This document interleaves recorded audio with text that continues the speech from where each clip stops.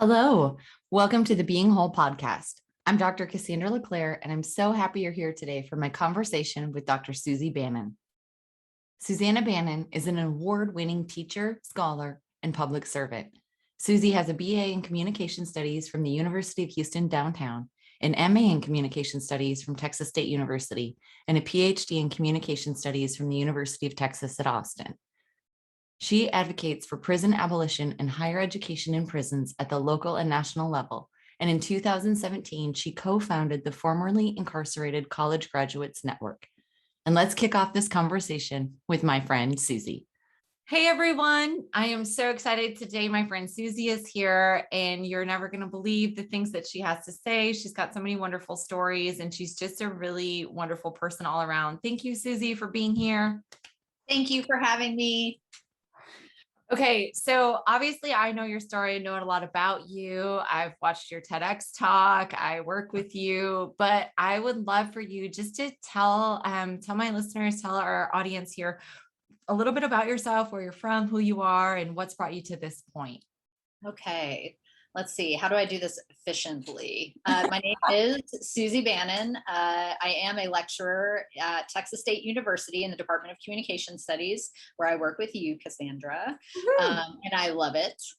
I just finished my PhD last year from the University of Texas at Austin, Hook'em, and I did my master's at Texas State University. So being able to teach there is very much like coming home for me.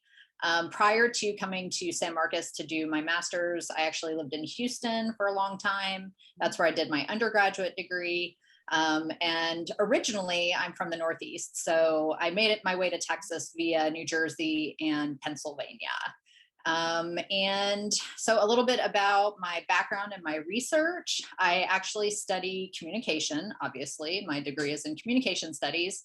My area of expertise, because I don't like that word, is rhetoric and language. So I'm really interested in how communication shapes the way that we think about the world and how it influences people to act in certain ways. And my dissertation specifically looked at the language that is used to engage in advocacy campaigns. And the advocacy campaigns that I was interested in studying were those led by formerly incarcerated people. So people who have been involved in the legal system in some way, shape, or form.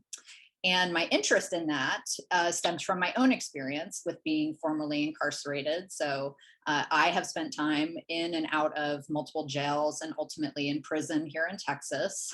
And it was my experience with the stigma attached to having a criminal record and the discrimination that I faced in the labor and housing markets that came along with that criminal record that kind of motivated me to study this issue further and to try to figure out the ways that we can use language to actually start to work towards greater equity, especially for those who are coming out of the legal system.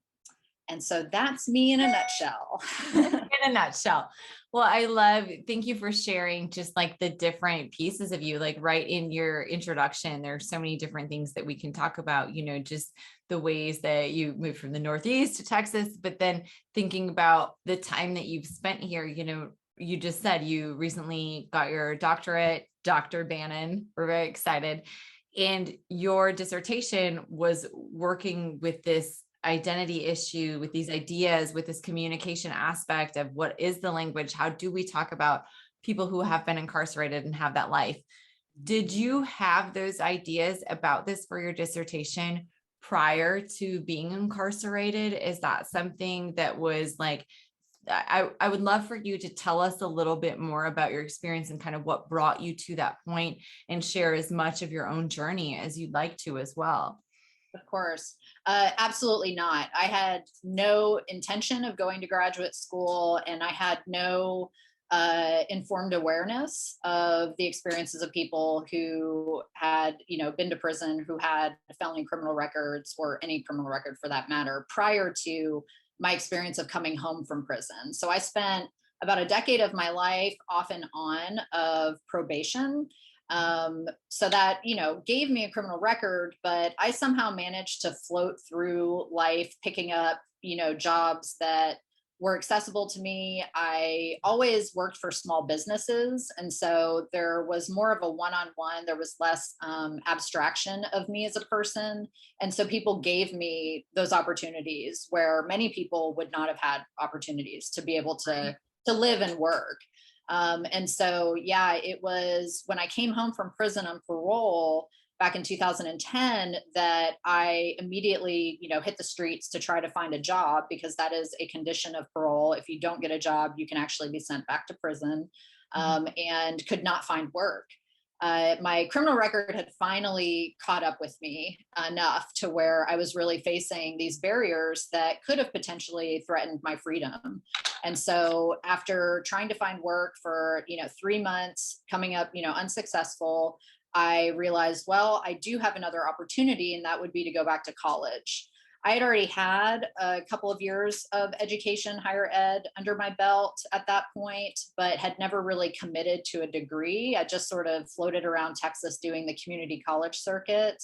And so I settled back at University of Houston downtown. And I declared my major communication studies, not because I was interested in communication, but because a good friend of mine had graduated with that degree from UNT up in Denton, and then went on to be a flight attendant. And she had this amazing adventurous life, and she, got to use her soft skills, her communication skills with people all day long. And I just thought, well, that sounds wonderful. I think I'll go do that. So I had no idea. That still kind of sounds wonderful. I know, right?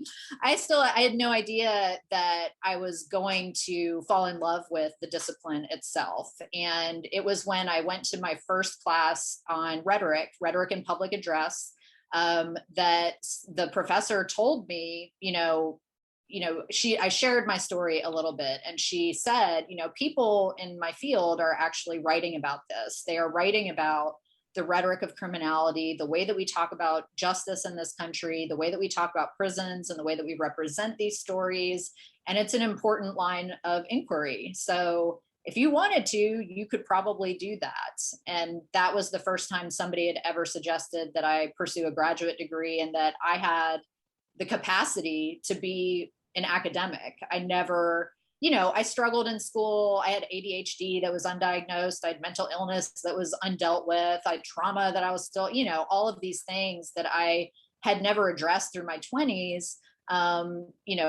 I never imagined that I could go on to do something that, once you get to your PhD, it's like less than 2% of the population does that. And so that's a pretty big deal. And I just never envisioned that for myself.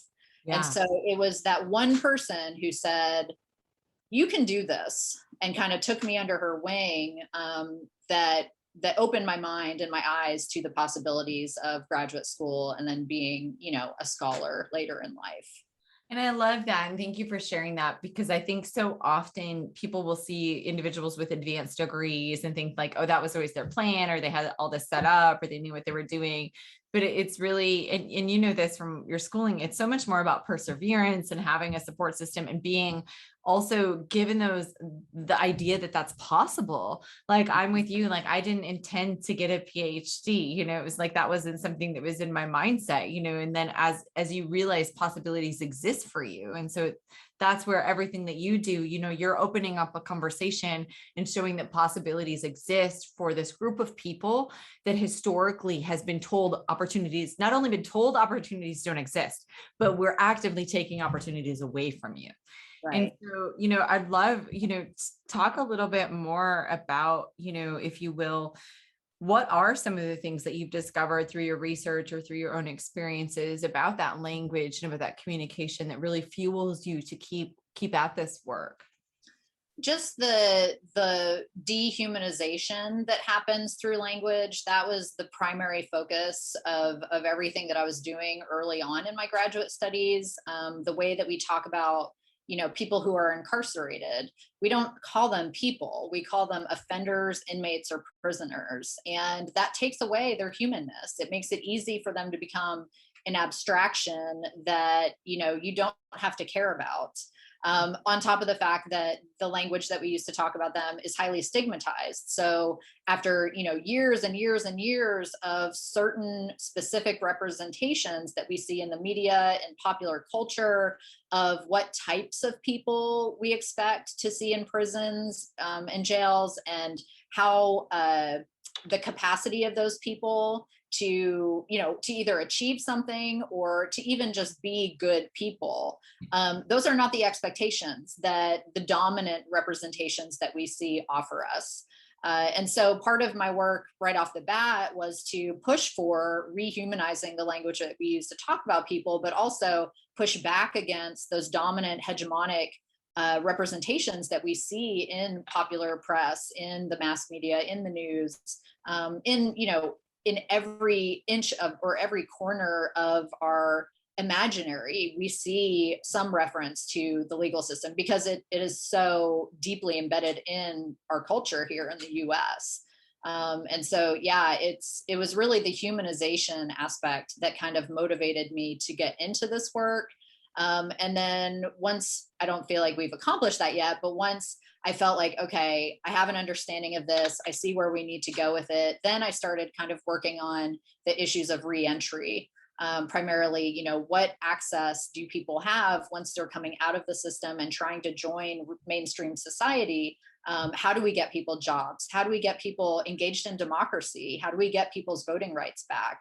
How do we get people the opportunity to volunteer with organizations? Because so many people who have been touched by the legal system want to live a life of service. That is absolutely a theme that you see amongst this population, but it's not one that you see represented in mainstream discourse, So the humanization element, but then also, what do we do to help support people? Like you're saying, how do we create that community that provides that support that will help these folks thrive once they're trying to come home? Right. The re-entry piece. I mean, there's so many things to talk about here. The dehumanization, which I think that people like, just even bringing people's awareness to that, like to recognize, like, so yes, when you read the articles and you're saying the offenders that you've separated a human from the act, right? So just really remembering that there are people involved in all of these things.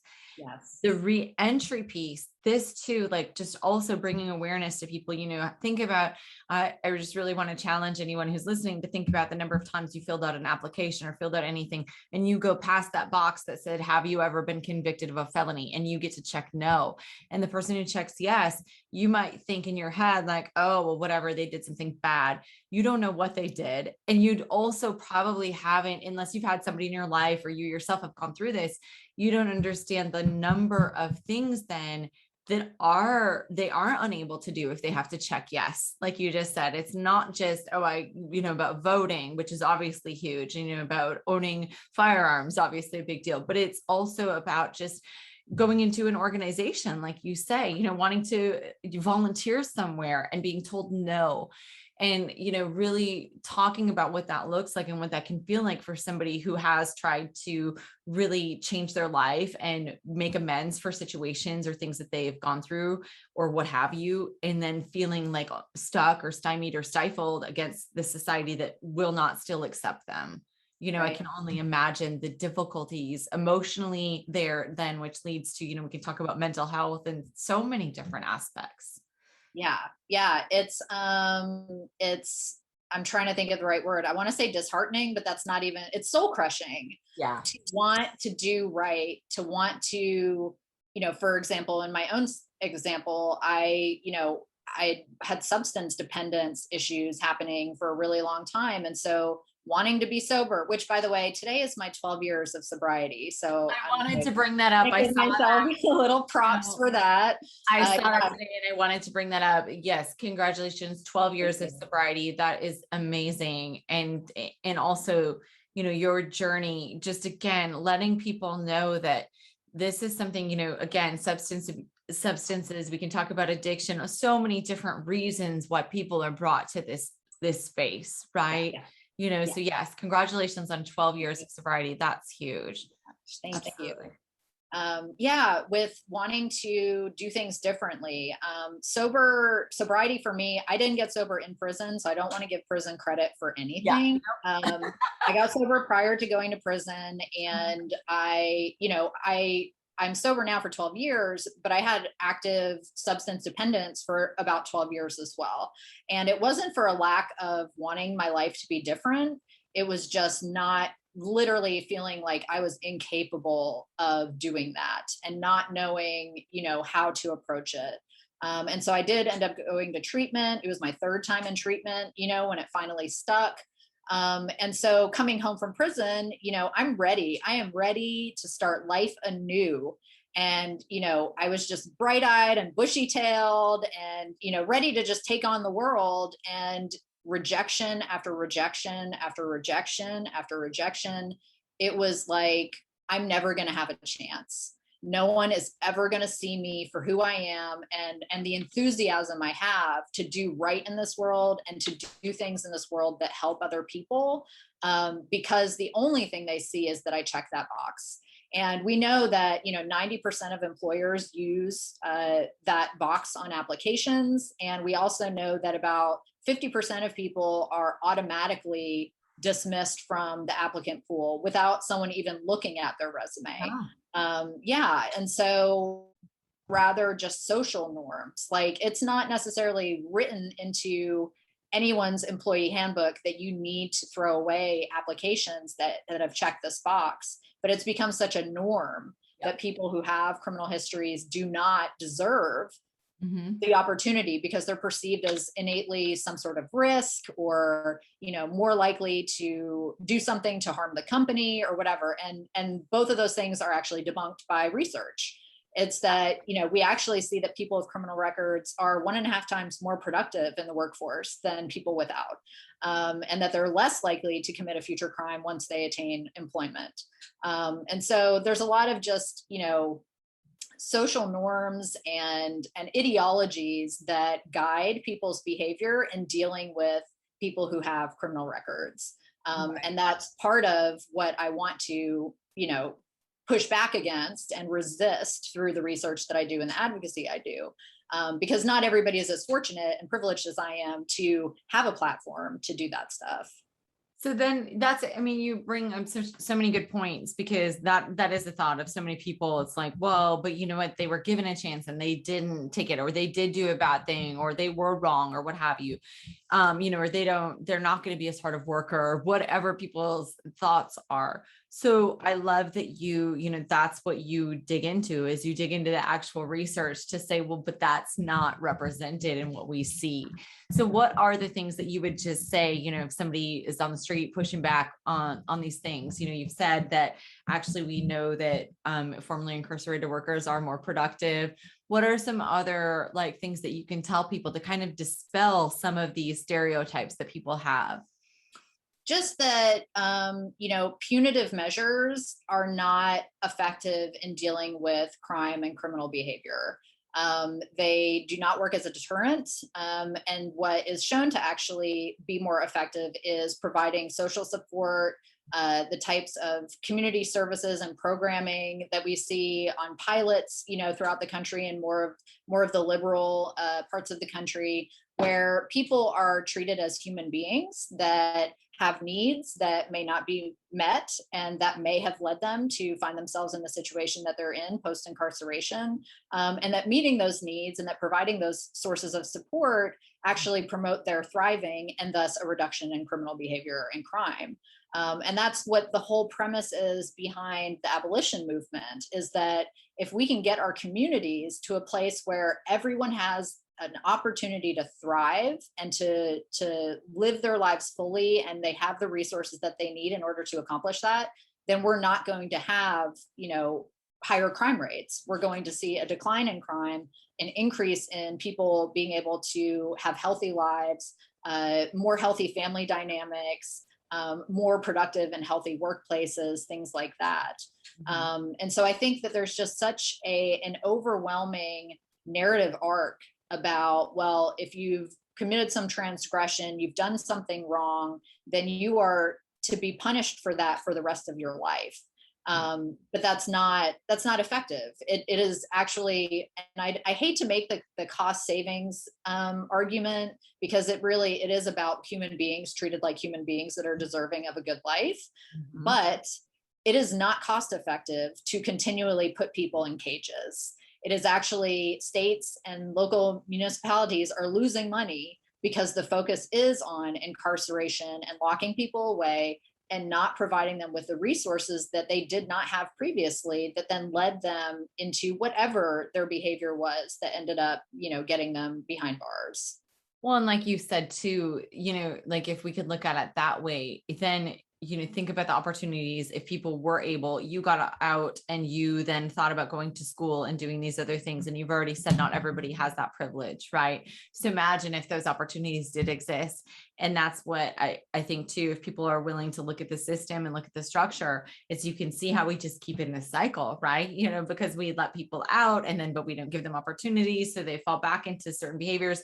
And then unfortunately, people want to be like, oh yeah, because they're just a bad person, or they were going to do that. And look at, they just did the same thing, without taking that step back and being like, okay, but there were, so many things that were preventing them from being able to go forward, maybe in ways that they wanted to. Right. So as you're, kind of like, you have moved into this other space, but you're still actively doing advocacy work, doing research. Do these things come up for you, as a person, no longer just like thinking about Susie as a researcher, Dr. Bannon doing her advocacy work, but you going through your day-to-day life? Is this still with you? Is this something you think about for yourself? I think about it every day. I think about it every day. My experience in particular in prison itself was traumatizing. And, we know that trauma leaves an imprint on our brains, and that affects us on a day-to-day basis. And I still have memories that pop up randomly, like if I'm in the shower and my hot water heater breaks and all of a sudden it gets very cold, I immediately go back to the first shower I took at Plain State Jail in Dayton, Texas, in the middle of the winter with no heating. And it's like, it's a shock to your system. And so things like that pop up all the time. And then I'm still in touch with some folks that are still incarcerated. And, I hear about things that are going on with them on a regular basis. And so, yes, is absolutely fresh for me all the time. But there's also a distance as well, because I feel like, I complain about life a lot, and 10 years ago, I complained way less, because I was just so grateful to be out of that space, that now life has kind of, picked up pace, and I have my day to day, my normal life in the free world. And so it's interesting how there's a distance, but there's also a closeness to that experience in my life. Yeah. That's, I think that that's something that just speaks volumes to any trauma survivor, really. I just even, I had my own flashbacks when you're saying those things, of that there is something where, there are things every day that put you back in that space, but yet at the same time, it feels so separate from the space you're in. Yes. And that's something that I think is really important for people who are going through any healing process or any trauma or anything, to recognize, like, I don't really know anyone, no matter how far they are removed from things, no matter how much they say they've healed, who doesn't feel that way about their trauma. I really Right. don't, about the fact that like 1 minute you can be so in it, even though you can be at the same time simultaneously somewhere else. Yes.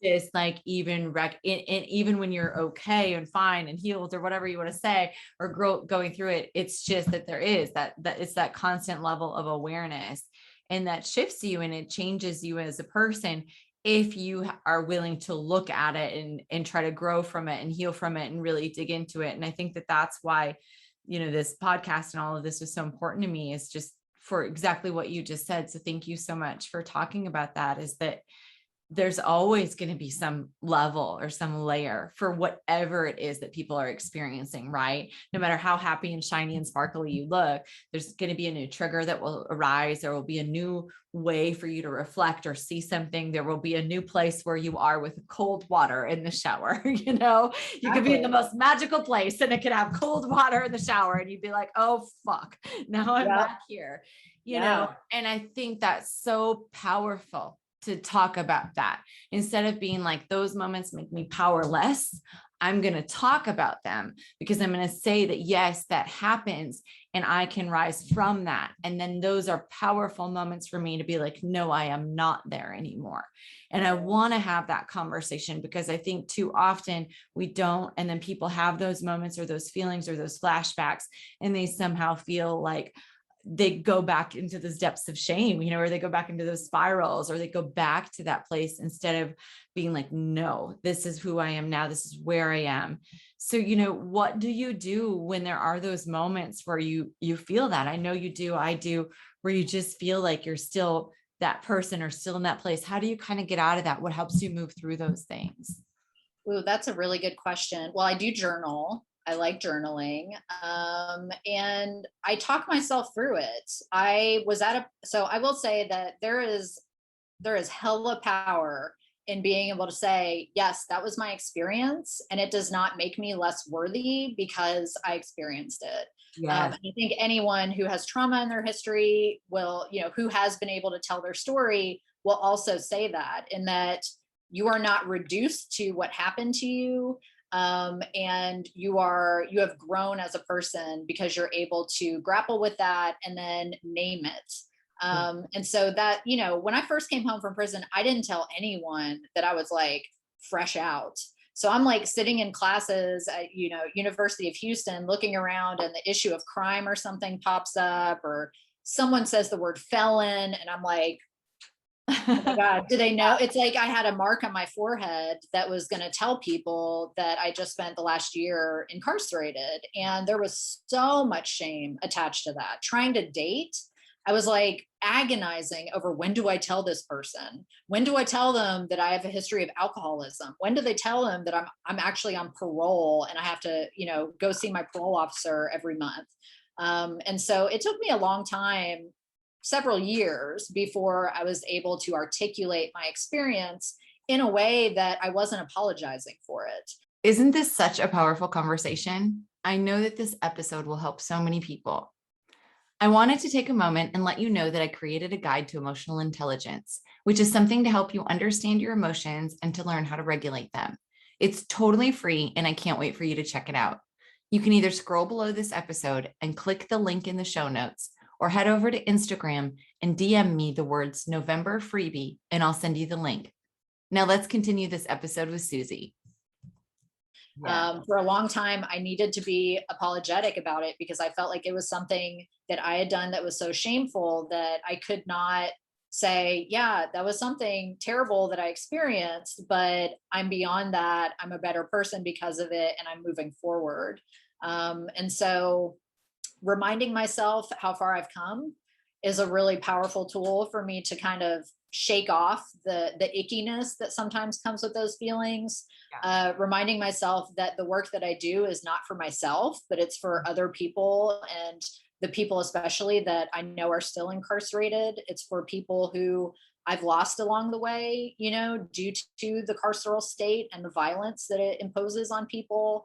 And so making it not about me, even though it's a sensory issue that deals with my experience, is how I grapple with that. That's the most effective way of dealing with it for me. And I think that that's, again, you know, it's something where to just encourage people to find the ways that, you know, as you're healing and as you're working through things, in finding the things that do help you move through that. I mean, that's why, you know, you do the work that you do. That's why I do the work that I do. It's that work helps me. I am doing it to help other people, but doing that helps me. Like everything that I do, every time I give somebody my book or whatever it is, it's like a layer of me that I am healing and paying it forward or whatever you want to call it, you know, but to me, it's also selfish because I'm like, no, I got something from that too, you know, like, but it's knowing then like your experiences and all of those things that you did go through, hopefully by your ability and through your ability to share those things, you are showing somebody that they're less alone. Because that's what's so hard about this. Like what you've gone through, what I've gone through is that sometimes you just feel like, no, there is nobody who could possibly understand what's going on up in my head, because what's going in my head is fucking crazy. And I feel so bad about myself or what I've done or choices or what have you. There is nobody who would get that. So I think like you having those conversations, you talking about the things that you've gone through, you sharing experiences of other people too. It's really just spreading this network of people and ideas to show that, no, this is something that a lot of people feel and nobody has to be alone in this. And we can all kind of really, again, recognize what are these feelings and these common threads, you know, like you said, obviously shame comes up. Obviously there's so many feelings of doubt and self-hatred and loathing that, again, you talk to trauma survivors, you talk to people who have been through stuff. Those are common feelings, right?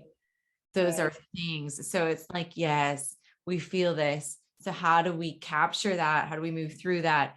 And then move forward to take this space that we all want to take, you know, and that's what you're saying back with the reentry too. Again, bringing it back to your work and your research is like, you know, when people get to that space where all they want to do is give back or be better, and they've worked so hard to work through some of that shame and fear and guilt. I mean, yourself and myself are like testament to this, right? You work through your shit and you're like, oh my gosh, now I have so much to give. I know where I can take this. Right. And you and I were afforded the opportunity to do that through our education and through different things, right? But you can imagine where you and I, or you would be, not trying to make this about me, where you would be if you hadn't been given that, right? Or if you hadn't taken that opportunity or been presented it, or however you want to say it, right? It's like that feeling, then a feeling like you have so much to give and so much you want to do, but you don't know where to put it, or you don't know who to give it to, or worse yet, people tell you they don't want it because you check some box or whatever. Right. Yeah. Soul sucking, I believe is what you called it. Demoralizing, dehumanizing. I mean, what other words are there? I think if people could really kind of see that that is what's happening to so many individuals, maybe they would humanize it a little bit more, like you're saying, and recognize what that feels like, I guess. Yeah. It makes it real for other people. The first time I met another formerly incarcerated person in the real world was the most affirming. I felt like there was a blanket wrapped around me because someone like me, I was like, you're like me, you know? And it was liberating that I didn't have to explain anything to them. I could just say, this is me. This was my experience. And they're like, I got you. I get it. Like, of course, we're not, homogenous. Like every formerly incarcerated person on the planet does not share the same experience. And the intersections of our identities drastically shape the way that we have that experience. But there are these commonalities that you just feel heard and you feel seen when someone else articulates part of your own story. And it's the community aspect, I think, that our storytelling, our truth speaking helps create. It's not that we're just taking up space, but we're creating space for ourselves and for other people. No, you're exactly right. And that's why, again, it's so important that we continue to share these stories. That's why I'm so grateful that you do what you do and you talk about your experiences and share that with people, because it is what's needed. So often in the past, we have shied away from sharing these experiences, or people have held that shame and then felt unable to speak out about the things that have impacted them or about the ways that they felt. And I really hope I hope we're kind of breaking that open and just like busting away from that past, because oh my gosh, how much do we have to learn about psychology and mental health to know that that's unhealthy, right? Like how many studies do we really need to be like, that is bad? Right. So but again, it's that societal shame, so even if somebody is like, gets to the place where they're okay and they can speak to their inner circle, it's still like, how can I bust out into this other space? How can I really go out and live life authentically as who I am without having to hide that, without having to wear, like you say, this letter of that I'm a formerly incarcerated person. And so the way in my mind to do that is to keep sharing the experiences like yours, to open up those conversations so that more people can see like, oh, hey, yeah, that's my friend. Oh, hey, yeah, that's my friend. And again, just through all of these experiences, seeing the uniqueness of each individual instead of just seeing the label that we've attached to them. Right. Yeah. And not limiting them to that label in a way that you're not considering what happened until that label was imposed upon you. Mm-hmm. Everybody has a story. And the majority of people who end up incarcerated have a history of trauma. And so we need to unpack like what led up to this point. What were the social conditions that someone grew up in?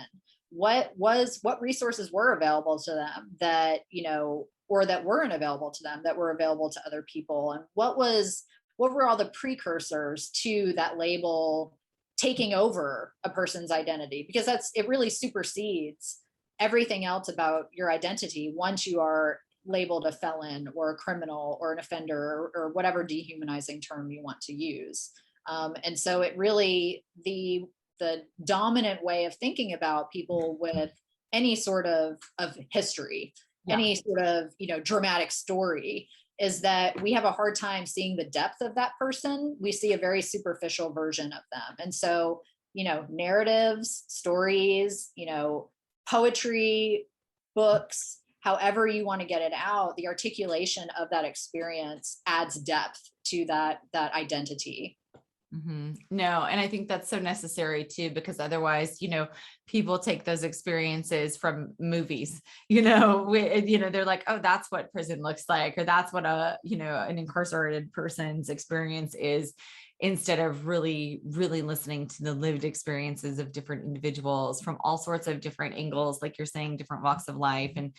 And to, there are so many different factors that impact all of our responses to trauma or to, any situation, right? Like, where were you before that? What did your upbringing look like? Where were you raised? What resources did you have available after the fact? And you and I, looking at those things, in our work as variables, right? We look at those as like variables. So even that is humanizing, right? And so really bringing it back to like, no, those are not only variables that impact people.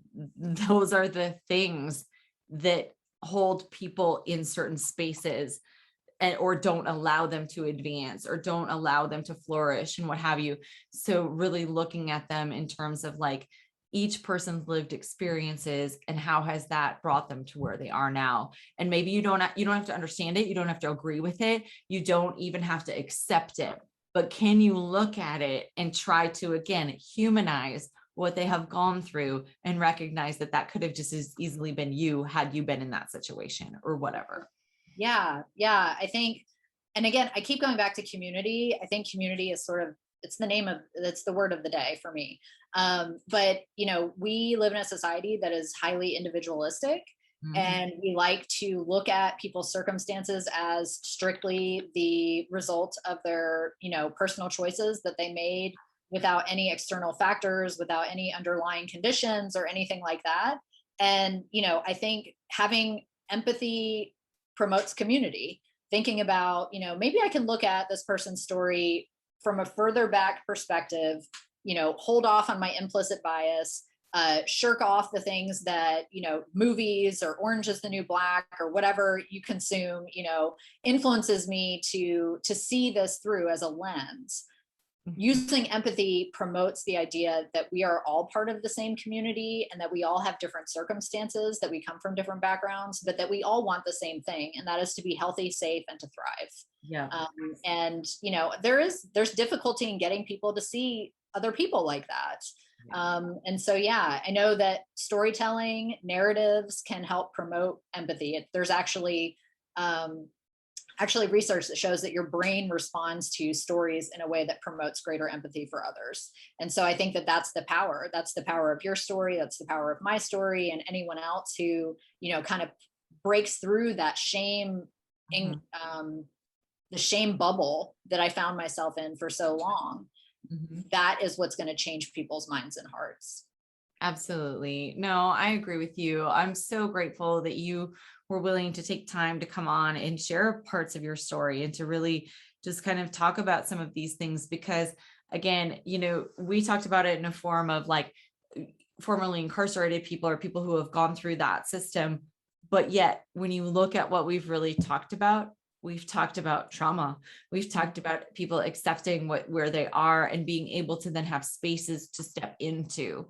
And so often the reason that people feel like they can't step into those spaces is because of the things that they've been told, or is because of the shame that they hold on to, or because of the fear. And so again, it's not just also giving people platforms to share their stories, but it's how are we responding to those stories?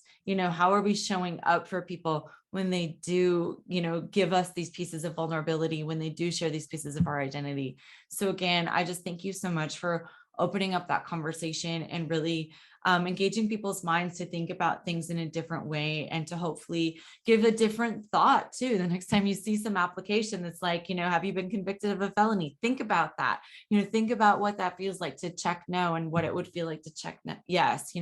Think about all of the different spaces where, just even you've gone through something and maybe you don't want to share it because you feel shame, and then think about what it looks like to have so much societal shame attached to things. Again, Susie, I'm so appreciative of your time and your willingness to share your experiences. Thank you. Thank you for having me. This has been really meaningful and wonderful, and I'm just so grateful for the opportunity. Is there anything, obviously I'll link all of your information in the show notes and everything. Is there any thing that you want to point people to or direct people to, or to look you up or anything like that? Yeah. So I did help start a nonprofit a few years ago called the Formerly Incarcerated College Graduates Network. And we are essentially a network of people who have had an experience of incarceration and are now either graduated from higher ed, an institution of higher ed, or are currently in school. And we offer a lot of different services like professional networking, mentoring, things like that. But we also do advocacy work around increased access to higher education inside the prison system. And so you can check out us and our mission statement. It's ficgn.org. We also have a really involved or a really engaging Facebook presence, so you can check us out on there. We're always looking for volunteers. You can donate some cash if you want to. It's really meaningful work. And I believe that wholeheartedly in our mission that we are promoting the type of community and empathy that we just talked about at length. So check out FICGN. You can find me on Instagram. I'm also on Facebook. You can link all that stuff in the show notes. Yeah, for sure. Well, thank you again, Dr. Bannon. So excited that you were here today. Thanks everyone for listening. We'll talk to you soon. Bye-bye. I hope that you've loved this conversation today. Susie is such a lovely person, and I'm honored to watch her journey of making an impact for those who are formerly incarcerated. I hope, if anything, today's episode helped you gain new perspective on how we can be more empathic toward those who may be labeled as a felon or having a criminal record. Here are a few of my takeaways from Today with Susie.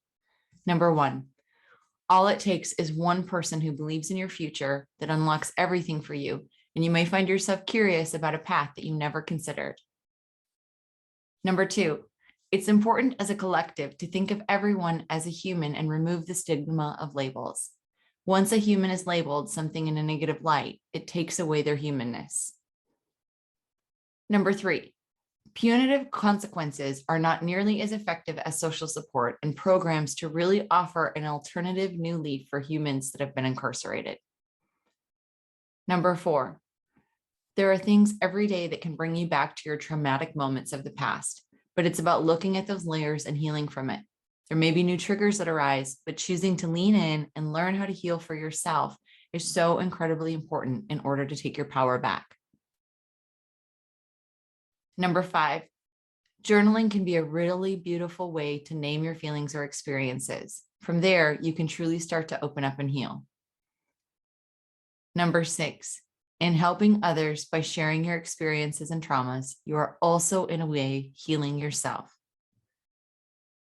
Thanks so much for listening to today's episode. You can find all of Susie's links in the show notes below. I'll be back next week with another episode. Bye-bye.